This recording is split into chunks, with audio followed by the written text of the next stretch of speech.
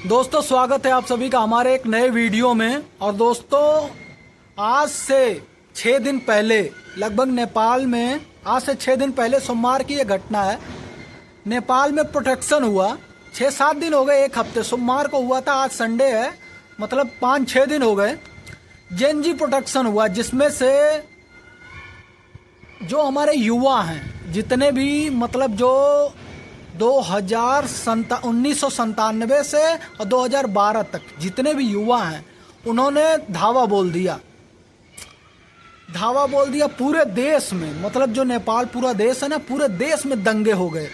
अब ये दंगे कैसे हुए, क्यों हुए, उसको मैंने वीडियो देखा। मेरे पास मैं तबीयत सही नहीं थी, इसलिए मैं ना वीडियो देख रहा था ना मैं जानकारी उसके बारे में ले रहा था। हालांकि मुझे पता चल रहा था कि ऐसे ऐसे, मेरी तबीयत ठीक नहीं थी, इसलिए मैंने वीडियो नहीं बनाया। अब दोस्तों मैं बताता हूँ कैसे कैसे क्या क्या हुआ। एक जेएनजी बोलते हैं, उसमें जेएनजी उसको बोलते हैं जो नौजवान एकदम नवयुवक होते हैं। जेएनजी भाषा वहाँ की है, नेपाल की भाषा है जेएनजी। तो वहाँ की भाषा में जो हमारे युवा हैं, युवा लड़के जो हैं, उन्होंने कर दिया प्रोडक्शन। पूरे देश में पूरा दंगा भड़का दिया, सबको संसद भवन फूंक डाले, पुलिसों को मारा, सबको मारा। अब ये क्यों मारा, ये पूरी कहानी मैं आपको बताता हूँ। दरअसल नेपाल में करप्ट नेता बहुत हैं, मतलब जितने भी हैं हर चीज़ में करप्शन बहुत है। अपने भारत में भी है, हर जगह करप्शन है। हमारा भारत भी उतना सही नहीं है, करप्शन हर जगह है। इतने पुल गिर रहे हैं बिहार में, और भी सड़कें ऐसे फर्जी बना दे रहे हैं, ऊपर से डाल सीमेंट नीचे पड़ना चाहिए, सीमेंट बांस डाल के नीचे बना देते हैं जहां सरिया पड़ना चाहिए। तो ये सारे नेता हमारे भी यहाँ करप्ट हैं, अच्छे नेता नहीं है, बहुत कम ही लोग बचे हुए हैं अच्छे। मतलब ये मान के चलिए कि 80% नेता हमारे यहाँ भी करप्ट हैं, और जिसके कारण ये आम लोग उसका भुगत रहे हैं। ये अपने जो पैसे होते हैं ये ले जा के साले स्विच बैंक में रखते हैं सब। बहुत ही बेकार नेता है, अपने देश में भी अच्छे नेता नहीं है। लेकिन उसमें क्या हुआ, वहाँ की जनता परेशान हो गई थी। वहाँ 2008 से पहले जो है राजतंत्र था, जैसे यहाँ पे लोकतंत्र है। यहाँ पे हम लोग खुद चुनते हैं कि हम इसकी सरकार करनी है और उसकी सरकार करनी है। मतलब जैसे हमें कभी बीजेपी नहीं आई तो हमने कांग्रेस को ले लिया, कांग्रेस नहीं आई तो बीजेपी को ले लिया, इस तरह से करते हैं। लेकिन भाई जो भी आता है सब लोग अपने अपने तरह से करप्शन करते हैं। दोनों ही करेंगे भाई, लूटेंगे दोनों ही। जो भी बैठेगा गद्दी पे वो कमाएगा खाएगा, अब थोड़ा मोड़ा नहीं, अच्छे से खून चूसेगा। जैसे मिलता है ना कि आदमी छूट मिली है कुछ भी करो, तो साले रेल डालते हैं नेता, जनता को कुछ समझते ही नहीं है। मतलब जितने दिन के लिए 5 साल के बने हैं, 5 साल के अंदर जितना चूस सकते हो चूसो। वैसे ही नेपाल के लोगों ने किया, नेपाल के जो नेता हैं वैसे ही वही हाल उन लोगों ने भी किया। हर जगह घोटाला किया, हर जगह, मेडिकल से लेके, मतलब ऐसा कोई भी डिपार्टमेंट नहीं जिसमें नहीं हुआ। और उसमें जो है 3 पार्टियां मुख्य हैं। अब कौन कौन सी पार्टी मुझे नाम नहीं पता, लेकिन इन्हीं दो, जैसे अपने यहाँ पे हैं कई सारी पार्टियां, लेकिन बड़ी बड़ी पार्टियां क्या हैं, 2 हैं, वहाँ पे 3 हैं। ये तीनों आपस में मिलके बना लेते हैं। और यहाँ पे 2 लोग हैं, इस समय बीजेपी है, और बाकी अगर वो पे हुआ तो कांग्रेस आ जाएगी। मतलब सरकार इन्हीं लोगों की बननी है। कमाना खाना केवल भारत में इन्हीं लोगों को है, कुछ भी करेंगे यही लोग करेंगे। उसमें दोस्तों ये कहाँ की बात मैं कहाँ ले गया। अब हम बात कर रहे थे नेपाल की। नेपाल में हुआ ऐसा कि हर जगह करप्शन फैल गया था, हर जगह हद से ज़्यादा फैल गया था। जहाँ भी होता था हर जगह जितने भी अधिकारी थे, पुलिस थे, बड़े बड़े जो पोस्ट पे बैठे हुए थे, हर जगह बेईमानी करते थे। और मतलब जनता, आम जनता जो परेशान हो गई थी, युवक जो है परेशान हो गए थे। इन लोगों से करप्शन इतना ज़्यादा हद कर दिया कि जो युवा हैं काफ़ी नाराज हो गए। और इनके जो नेताओं के, जो बड़े बड़े नेताओं के जो लड़के हैं, ये विदेश में लग्जरी लाइफ जी रहे थे। मतलब अल्ट्रा लग्जरी, मतलब लग्जरी के ऊपर भी कुछ है तो वो है अल्ट्रा लग्जरी, हद से ज़्यादा रईसी। मतलब ये सोचिए कि नेताओं की सैलरी वैलरी कुछ नहीं होती। नेता अपनी सैलरी में घर तक नहीं चला सकते, वो उनका घर नहीं चलेगा, उनको रोटी नहीं मिलेगी, पूरा परिवार वो अच्छे से नहीं चला सकते। लेकिन इतनी लग्जरी लाइफ, ये लोग अल्ट्रा लग्जरी लाइफ लड़के इनके जी रहे थे। इतने महंगे महंगे स्कूल में पढ़ रहे थे, इतने बड़े बड़े होटल थे कि जो वहाँ की युवा हैं वो काफ़ी परेशान हो गए देख के कि हम लोग साला इस हाल में, मतलब हम बेहाल हुए पड़े हैं और ये लोग बढ़िया ज़िंदगी जी रहे हैं।